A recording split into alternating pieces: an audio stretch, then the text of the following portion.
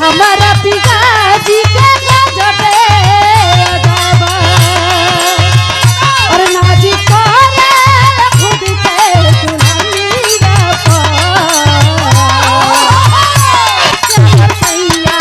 भले लजवनिया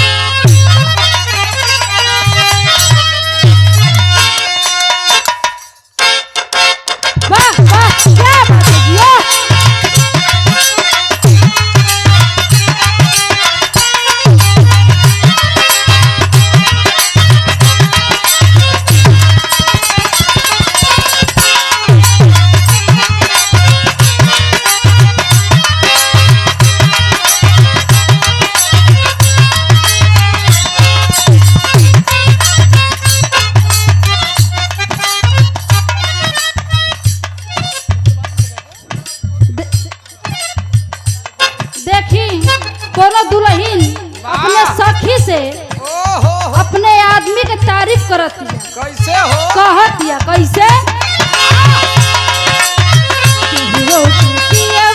केहू पर फिदा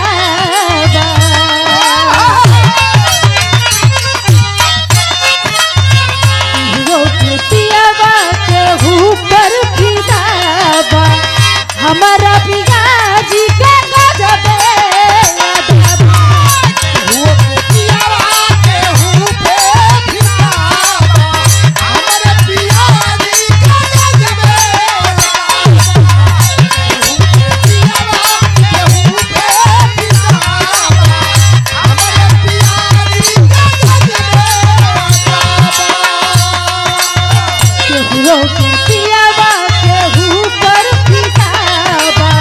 हमारा पिताजी के गजबे अदाबा और नाजी करे खुद के दुल्हनिया और नाजी करे खुद के दुल्हनिया भले लजवनिया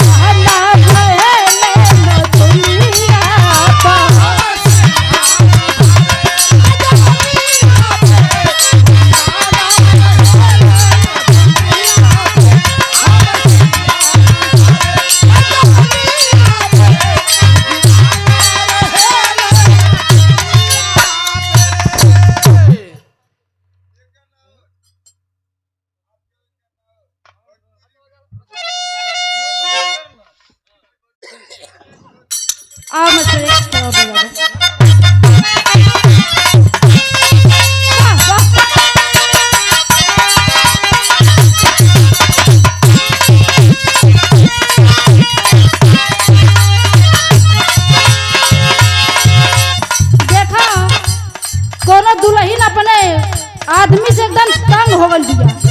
काहे हो? रोज रोज पीही त का होई? अच्छा ओके रोज एक शीशी चाहत रहा। हां देसी हो। कहे कैसे के पानी जनी जान तो हमारा हो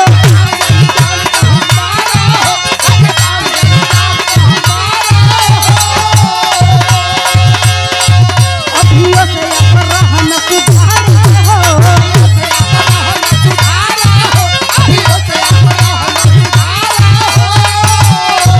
और खाके पानी जनी जान तो हमारा हो अभियो से रहन सुधार हो सहारा न बाटे तनिको लाज रजऊ सहारा न बाटे तनिको लाज रजऊ छान छान बदले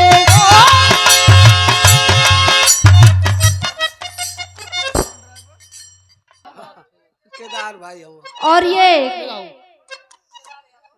आदरणीय हमारे केदार यादव भैया जी के ओर से 151 रुपये का पुरस्कार और जकर ई साउंड बा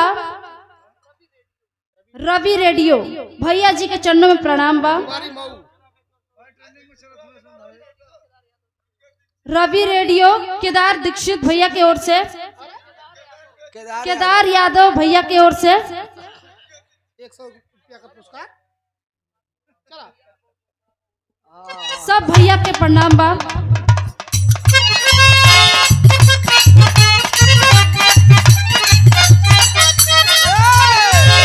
तोहरा न बाटे तनिको लाज रजऊ